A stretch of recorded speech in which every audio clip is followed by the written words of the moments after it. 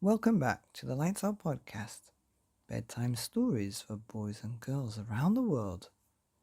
Good evening, boys and girls. Are you ready for bed? Are you all snuggled up and ready for another Lights Out bedtime story? Good, because you're in for a treat tonight. We have chapter 22 of Fing by David Williams, and tonight's chapter is called Beard Down to His Belly Button. You took your time, announced Myrtle, who was slumping on the sofa watching cartoons. Oh, my goodness me, are you all right, dear?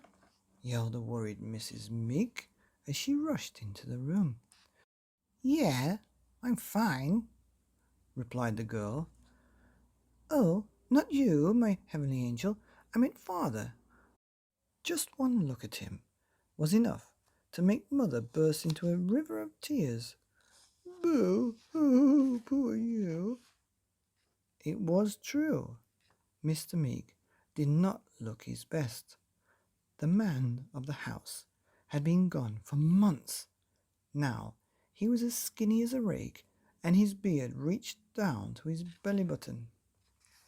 Since he'd thundered through the roof and the ceilings of the living room, he was plastered from head to toe with dust. The most striking thing of all was that unbelievably he still had a furry ball stuck to the end of his finger, even though it had now deflated back to its usual size. Oh, please don't cry, Mother, said Father, as he wobbled to his feet, for this is a happy day, behold. Slowly he lifted his finger into the air. Look what I have for our darling daughter.